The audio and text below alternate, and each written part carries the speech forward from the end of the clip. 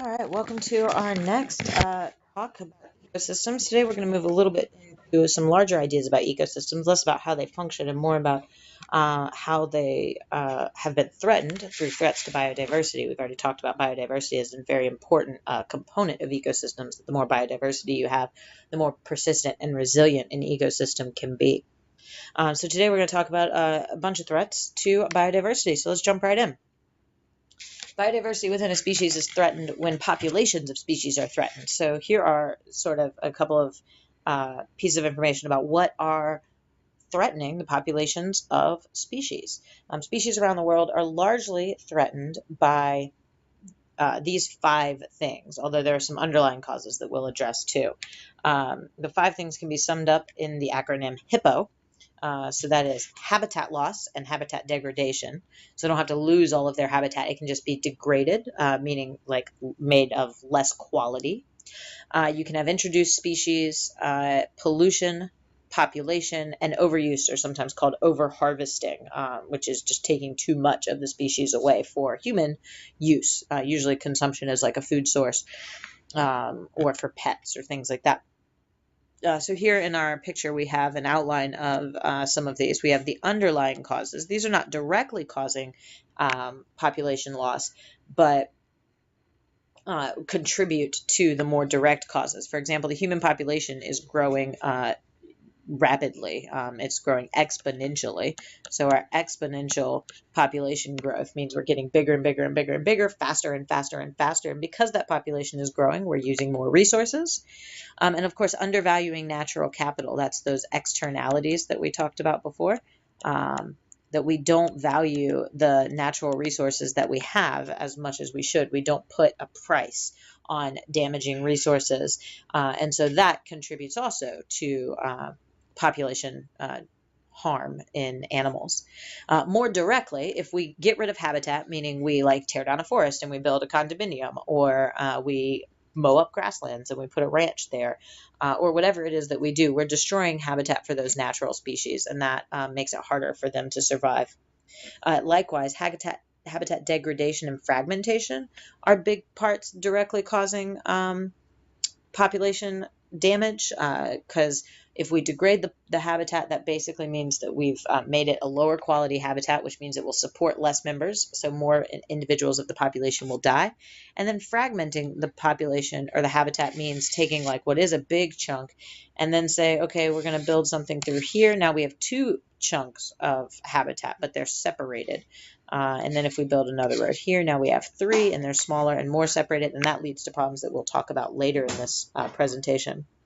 Whenever we introduce non-native species, that can cause a problem because it increases competition, and often those non-native species outcompete the native species. We'll talk about why on the next slide. Pollution is obviously going to damage species directly. It's going to be have like chemicals and things that make it harder for them to survive or reproduce.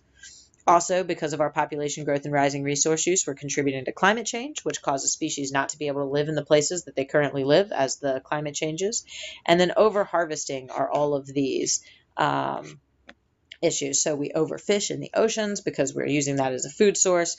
Commercial hunting and poaching, we can overuse resources in that way. Poaching is a really big problem, especially for certain endangered species, where that poaching, which is illegal hunting.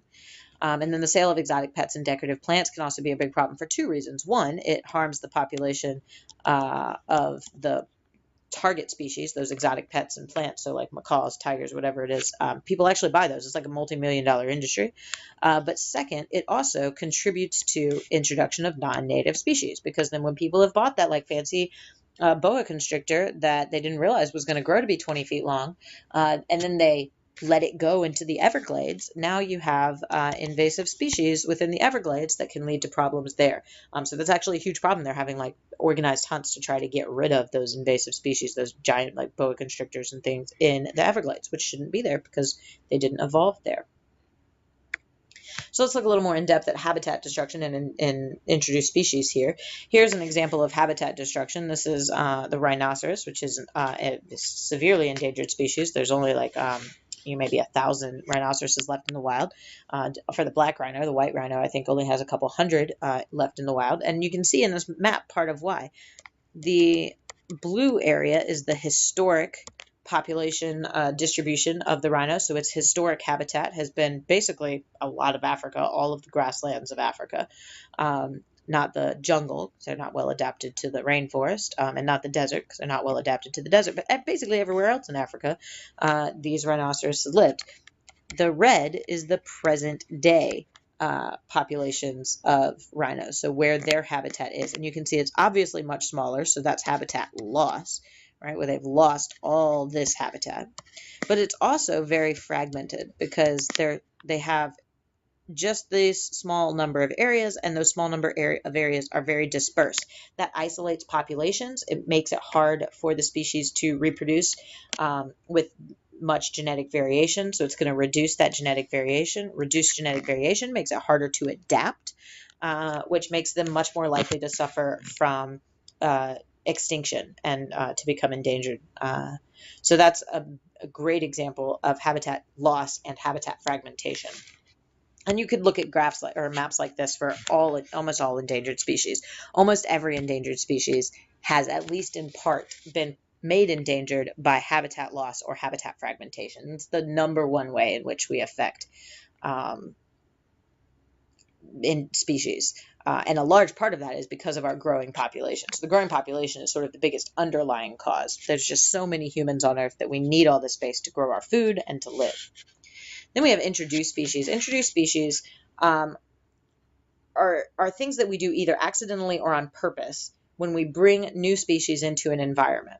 Most species introductions we do because it's good for us. Either it brings food for us. For example, the Polynesians would carry pigs with them as they went from island to island because that was an important food source for them. Or we do it for shelter, like we like to use a certain kind of wood to build houses, so we introduce that to our area. Or for medicine, maybe there's a plant that creates medicine, or just because we like it. This maybe isn't the best reason to bring a species into an environment. For example, starlings, which are a pretty destructive invasive species in the United States, have been brought in because somebody back in colonial times wanted there to be not colonial times, but in the early 1900s, I think, they wanted every bird to be present in North America that Shakespeare wrote about. So they brought over a bunch of European species. The starling was included. They've reproduced out of control. Now they're like a huge nuisance.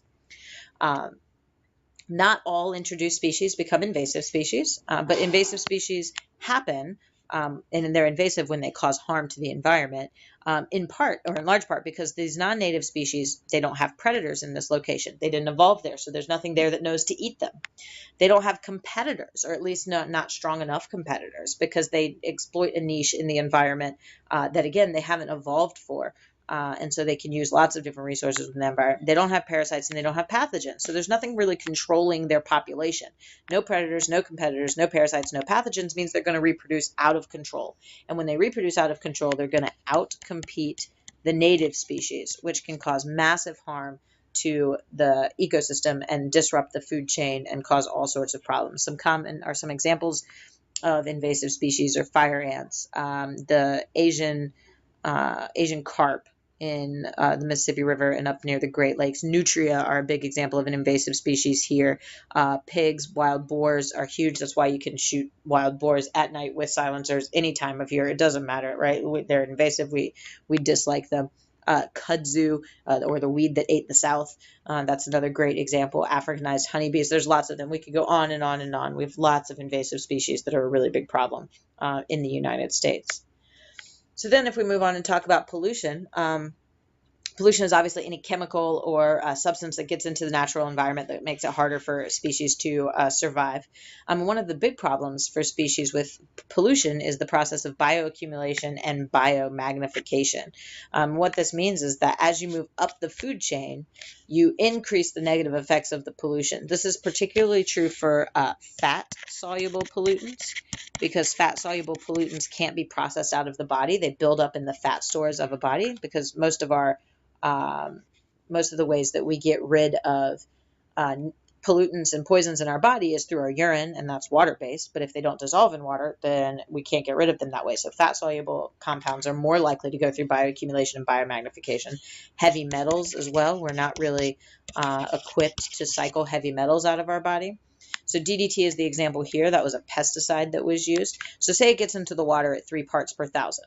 Well, that's not a lot. That's a very small amount. It's not particularly dangerous, but it doesn't cycle through the body well. So then the zooplankton, which are the animal-like plankton, they absorb that DDT and they accumulate it. Everything that they eat, all the phytoplankton that they eat, they absorb a little bit of DDT, but for every piece that they eat, they get that stays in their body. So they accumulate up to 0.04 parts per million now. So that's a much bigger amount.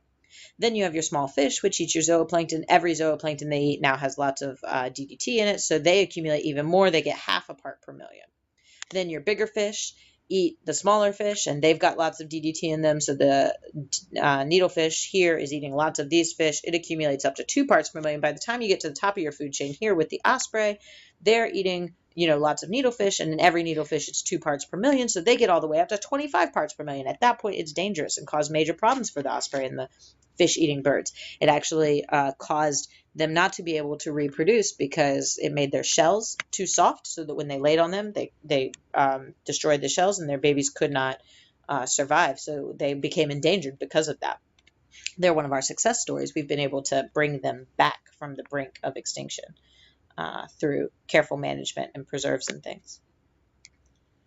So then we talk about poaching and hunting. Obviously, we can have a big effect on species. We're directly killing them. Poaching is illegal hunting. Usually it's illegal to hunt endangered species, so that's why you do it. The real key here in fixing this problem is that the people who are poaching or hunting, they're usually not doing so because they have great lives and they just think it's going to be a lot of fun. They're doing so because they're trying to make money, and there is a market for those resources. So they're trying to make money for the survival of their family. And so the real key to fixing poaching and stuff is to address the market. For example, ivory is highly valued, especially across Asia, as a status symbol. Shark fin soup is a delicacy in Japan and China. And so, here's a picture of sharks who have been finned, literally just caught and their fins cut off, and then they starve to death or suffocate because they can't swim. And then traditional medicine, really, like Chinese medicine, values rhino horns as a particular traditional medicine component. And so we need to address the market.